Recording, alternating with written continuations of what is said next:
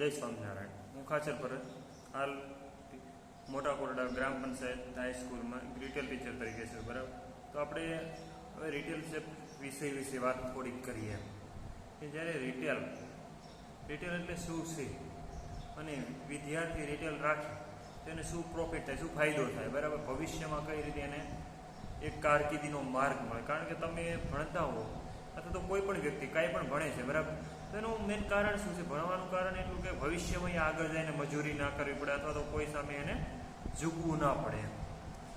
તો આપણે એ વાત કરીએ તો અહીંયા અત્યારે આપણે જોઈએ કે રિટેલ એટલે છૂટક વેપાર.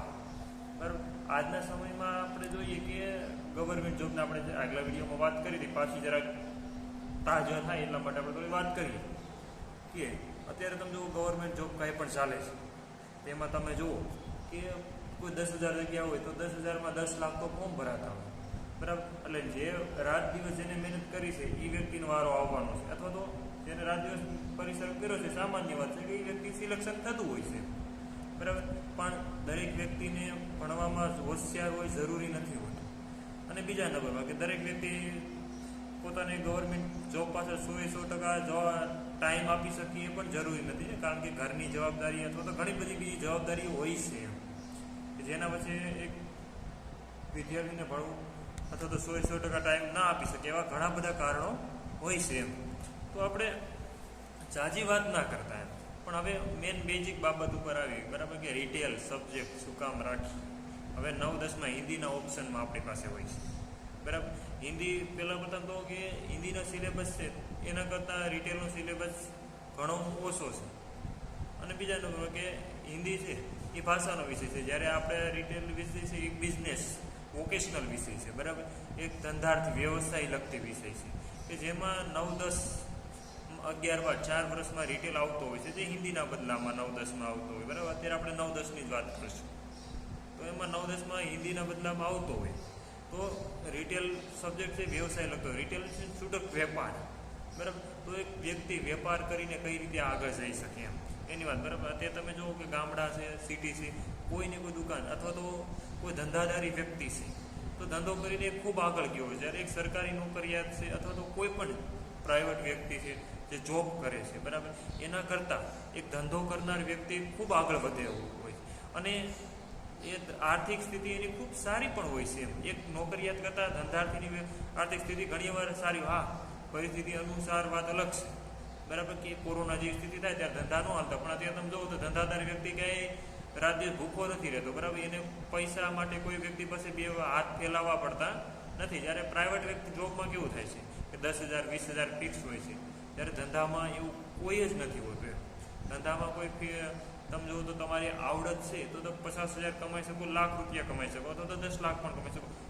ઇનફેક્ટ જેવડો તમારો બિઝનેસ, જેવડો તમારો માઇન્ડ એ અનુસાર ધંધાની વાત છે. બરાબર, પણ અહીંયા આપણે રિટેલ સબ્જેક્ટ ઉપર વાત કરીએ કે 9-10માં હિન્દીના બદલામાં આવે તો પેલા સિલેબસમાં જોઈએ તો રિટેલમાં જે 9-10 હોય છે એમાં 9માં 4 ચેપ્ટર આવતા હોય છે રિટેલના, અને 10માં 5 ચેપ્ટર આવતા હોય. બરાબર, અને એના જે લેક્ચર હોય છે એ પણ મર્યાદિત હોય છે. બીજા નંબરમાં કે એક પ્રેક્ટિકલનો વિષય છે, નોટ અ થિયરી.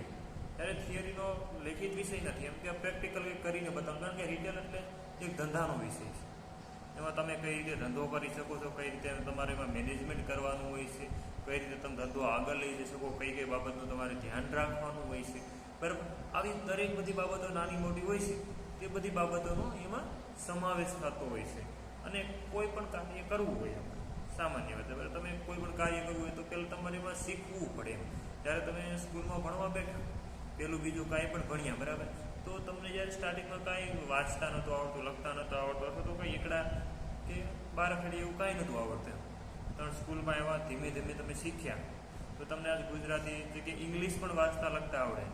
તો એ જ રીતના હવે જ્યારે ભવિષ્ય જે પ્રેક્ટિકલ વિશે, જ્યારે તમે એમ કહેવાય કે આપણું ભણતર લાઈફ છે એ થિયરીનું લાઈફ, કે પછી હવે જે ભણતર પૂરું થશે તમારું 12 પાસ કરી લઈશું અથવા તો કોલેજમાં આવ્યું, કોલેજ પૂરી કરી લઈશું, પછી પ્રેક્ટિકલ લાઈફ આવશે કે જ્યાં તમારે ત્યાં પૈસા કમાવા જ પડશે. એના વગર તમારું જે ફેમિલી છે તે ચાલી નહીં શકે, કારણ કે પૈસા વગર તો કોઈનું જીવન નથી ચાલતું. બરાબર, એટલે પૈસા કમાવવા પડશે. તો પૈસા આજની સમય તો જુઓ કે એક નાની પ્રાઇવેટ જોબ હોય છે, 10,000ની જોબ હોય છે, તો ત્યાં પણ તમે જો ઇન્ટરવ્યૂ માટે 10-10 એક જગ્યા હોય તો 10-10, 20-20 જણા આવતા હોય છે, બરાબર.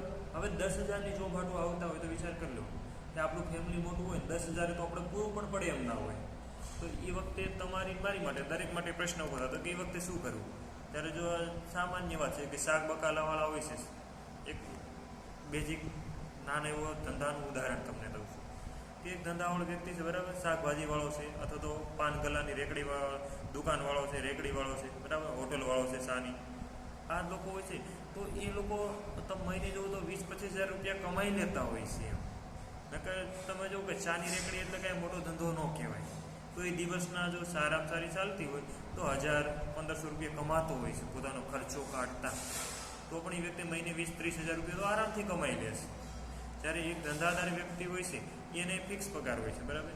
એટલે આ સમયે આપણે કહીએ કે ગવર્મેન્ટે જે આ રિટેલ એન્ડ માર્કેટિંગ, બરાબર, મેન વાત રિટેલ સબ્જેક્ટ, બરાબર. તો રિટેલ સબ્જેક્ટ જે આપણે કાઢ્યો છે તો એનો હેતુ શું, એનો ઉદ્દેશ્ય શું?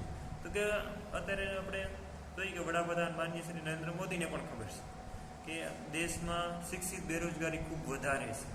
આપણી દેશ પાસે શિક્ષિત ધન, યુવા ધન ઘણું બધું છે, પણ એટલી આપણે હજી કંઈ નોકરીની તકો ઊભી નથી થઈ, બરાબર. અથવા તો એટલું આત્મનિર્ભર નથી આપણો દેશ. જેટલો શિક્ષિત યુવા છે તો એ બેરોજગાર કેમ છે? તો હવે શિક્ષિત બેરોજગાર છે તો દેશ માટે એક નુકસાનકારક છે કે શિક્ષિત વ્યક્તિ બેરોજગાર તો ન બેઠો રહેવો જોઈએ એમ, બરાબર. એટલા માટે અત્યારે તમે જુઓ કે વોકેશનલ વિષય ઘણા બધા આવ્યા છે, જેમ કે ટુરિઝમ છે, બ્યુટી એન્ડ વેલનેસ છે, રિટેલ છે, હોસ્પિટલ છે, પછી હાર્ડવેર છે, બરાબર. આ બધા ઘણા બધા 4-5 સબ્જેક્ટના મને ખ્યાલ છે એવા ઘણા બધા આવેલા છે. શાયદ આઈ થિંક 8 સબ્જેક્ટ છે, બરાબર. એટલે કે જે વ્યક્તિને જેમાં કારકિર્દી બનાવી હોય, બરાબર. અને દરેક સ્કૂલમાં આપણે જો ગુજરાતમાં છે 1000 જેવી સ્કૂલ છે જેમાં આપણા વોકેશનલ વિષય ચાલે છે હિન્દીના ઓપ્શનના બદલામાં. તો વિદ્યાર્થી આપણે નરેન્દ્રભાઈ મોદીનો ઉદ્દેશ્ય એવો છે કે વ્યક્તિ દરેક વિદ્યાર્થી પાસે કાંઈક ને કાંઈક પોતાની અંદર આવડત હોય છે, તો એ આવડતનો ઉપયોગ કરે, બરાબર. પોતાની અંદર આવડતનો ઉપયોગ કરી પોતાનું એક બેકગ્રાઉન્ડ ઊભું કરે, પોતાનું એક સ્ટેજ ઊભું કરે, અને જ્યાં પોતાની રીતે ધંધો ચલાવીને પોતાની અને પોતાનો પરિવાર માટે એક આવકનો સ્ત્રોત ઊભો કરે.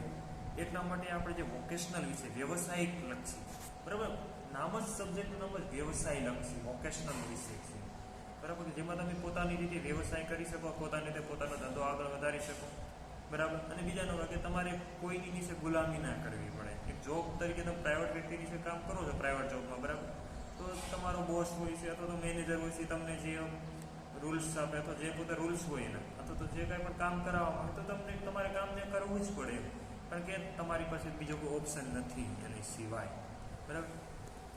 તો આપણે આ રિટેલ સબ્જેક્ટ આવશે. રિટેલ સબ્જેક્ટમાં આવે શું આવે છે પહેલાં એ તમને કહી દઉં, બરાબર. બેઝિક વાત આપણે જાણી લીધી કે રિટેલ શું કામ રાખવું, બરાબર. અને રિટેલ વ્યવસાય રિટેલ સબ્જેક્ટ છે એ આપણા સિલેબસની અંદર એડ થયો તો પણ તે શું કામ થયો, બરાબર. કારણ કે એ પણ આપણે જોઈ લીધું કે શિક્ષિત બેરોજગાર વધારે છે, રોજગારીની તકો એટલી બધી નથી. તો આના કારણે દરેક વ્યક્તિ પોતપોતાના જે ક્ષેત્રમાં કારકિર્દી બનાવી શકે, જે વ્યક્તિને જેમાં આવડત હોય એ પ્રમાણે પોતાનો વિષય રાખી શકે અને પોતાની રીતે કારકિર્દી બનાવી શકે. એટલા માટે રિટેલ અથવા તો વોકેશનલ સબ્જેક્ટ જે છે, બરાબર, એમાં પોતાની રીતે સિલેક્શન કરી અને પોતાની રીતે આગળ વધી શકે, પોતાની રીતે પોતાનો ધંધો શરૂ કરી શકે અને પોતે એક આત્મનિર્ભર બને અને આવી રીતના દેશ એક આત્મનિર્ભર બને, બરાબર. એટલા માટે વોકેશનલ વિષય છે એડ થયો છે. અને આપણે જોયું કે દરેક વ્યક્તિ શું કામ રાખવાની, તમારી પાસે ઓકે તમે પ્રશ્ન ઉભો થાય કે રિટેલ શું કામ રાખવું, તો રિટેલ રાખવાનું પણ આપણે કારણ જણાવ્યું, બરાબર, કે એનો તો પેલું સિલેબસ નાનો છે અને બીજા નંબરમાં કે એક વ્યવસાય લગતી વિષય છે. એટલે ભવિષ્યમાં જે વ્યક્તિને નોકરી ના કરવી અને ધંધો કરવો છે, બરાબર, વ્યવસાય જે વ્યક્તિને કરવો છે તો એની માટે એક શ્રેષ્ઠ તક છે, બરાબર. એટલા માટે રિટેલ વિશે આપણે પ્રશ્ન. અને હવે વાત છે કે સિલેબસમાં જરાક જોઈએ તો મેન વાત એ છે કે જ્યારે કોઈ વ્યક્તિ એમ કહેવાય ધંધા વિશે જેને નાનપણથી એવો વિચાર હોય કે મારે બિઝનેસમેન થવું છે, કે આપણે મુકેશ અંબાણી છે, બરાબર, ધીરુભાઈ અંબાણીના દીકરા મુકેશભાઈ અંબાણી છે, પછી એલોન મસ્ક છે, અત્યારે બિલ ગેટ્સ છે, આ બધા બિઝનેસમેન જ છે, બરાબર. એ કોઈ નોકરિયાત નથી એમ. તો તમે જુઓ કે આ લોકો ધંધો કરીને બિઝનેસ કરીને કેટલા આગળ ગયા. તો મારું એવું માનવું છે કે જે વ્યક્તિને નાનપણથી અથવા તો કાંઈ ધંધો કરવાની ધગશ છે અથવા તો ઈચ્છા છે, આવડત, તો એ વ્યક્તિ કે પાછળ નથી પડવાના. અને એ લોકો માટે આપણે ગવર્મેન્ટે જે રિટેલ એન્ડ માર્કેટિંગ સબ્જેક્ટ લાવ્યા છે, બરાબર. અને આમાં બીજા નંબરમાં કે મર્યાદિત સંખ્યા હોય છે, બરાબર. રિટેલમાં ગમે સ્કૂલની સંખ્યા પણ મિનિમમ એક સ્કૂલમાં જો 1000 સ્ટુડન્ટ હોય હિન્દીના, તો પણ એમાંથી ખાલી 40 સ્ટુડન્ટને જ લેવાના હોય છે, બરાબર. તો જેના કારણે એ 40 વિદ્યાર્થી ઉપર એક ટીચર વ્યવસ્થિત રીતે ફોકસ કરી શકે, બરાબર. એનું પર વ્યવસ્થિત રીતે ધ્યાન આપી શકે અને બાળકની જે અંદર આવડત છે એને બહાર લાવી શકે, બરાબર. અને બીજા નંબર કે આનો સિલેબસ જોઈએ આપણે, બરાબર. હિન્દીમાં અને એનું જે બીજા સબ્જેક્ટમાં જોઈએ, ગુજરાતી, ગણિત, કોઈ પણ ભાષાનો વિષય લઈ લો, બરાબર. તો એમાં કેવું હોય છે કે આપણે 80 માર્કનું તો 70 માર્કનું પેપર હોય છે, બરાબર. 70 માર્કનું સોરી આપણે પેપર હોય છે બોર્ડની એક્ઝામમાં. પણ જ્યારે જોઈએ વોકેશનલ વિષયમાં જો તો 30 માર્કનું થિયરીનું પેપર આવતું હોય છે અને 50 માર્કનું પ્રેક્ટિકલ આવતું હોય છે અને 20 માર્ક ઇન્ટરનલ આવતા હોય છે, બરાબર. આ રીતનું એક સિલેબસનું માળખું હોય છે. પ્રેક્ટિકલ વિષયનું પ્રેક્ટિકલ એક્ઝામ તમને આ બધું થોડુંક નવીન લાગશે, બરાબર. જેની માટે વોકેશનલ વિષય રાખ્યો એની માટે એમ થાય કે પ્રેક્ટિકલ હાઉ ટુ પ્રેક્ટિકલ શું કામ? તો કે આ વ્યવસાયનું તમે જે 2 વર્ષ ભણ્યા છો તો તમે 2 વર્ષમાં શું શીખ્યા એ જો વોકેશનલ વિષય થિયરીનો વિષય જ નથી. પહેલી વાત તો એ કે આમાં તમારે કંઈક શીખવાનું છે, શીખવાડવાનું છે, બરાબર. તમે કઈ રીતે પ્રગતિ તમારી કરી શકો, બીજાને કઈ રીતે કરાવી શકો, બરાબર. તમારી પ્રગતિ તમે 2 વર્ષમાં શીખાશો તો આ કાંઈ ગણિતના દાખલા નથી તે ગણી નહીં, કારણ કે ગુજરાતીના પ્રશ્ન જવાબ નથી તે લખી નહીં, બરાબર. ત્યારે ભવિષ્યમાં તમે કંઈ મોલ ખોલો છો, બરાબર, અથવા તો કોઈ નાની એવી દુકાન ખોલો છો, નાની એવી હોટલ ખોલો છો, કપડાની દુકાન, મોબાઈલની દુકાન, એ બધે કોઈ પણ પ્રકારનો કાંઈ પણ ધંધો શરૂ કરો છો, બરાબર. તો ત્યારે તમને કોઈ પણ પ્રકારની કાંઈ સમસ્યા ન થાય એટલા માટેનો આ વિષય છે. અને તમને ઇન્ટરેસ્ટ છે કે મારે આ વિષય શીખવો છે તો તમે મારે કાંઈ બિઝનેસ કરવો છે, બરાબર. તો મારે બિઝનેસ કરવા માટે આપણે અંદર પૈસા હોવા જરૂરી ખાલી નથી. ચાલો તમને તમારા પેરેન્ટ્સ પૈસા આપી દે પણ તમારામાં એ બિઝનેસની કાંઈ આવડત જ નથી તો બિઝનેસ કઈ રીતે કરવાનો, બરાબર. એ પેલો પ્રશ્ન છે ને. તો આપણે એ જ જોવાનું છે કે 2 વર્ષ તમે retail and marketing retail subject રાખો છો, બરાબર.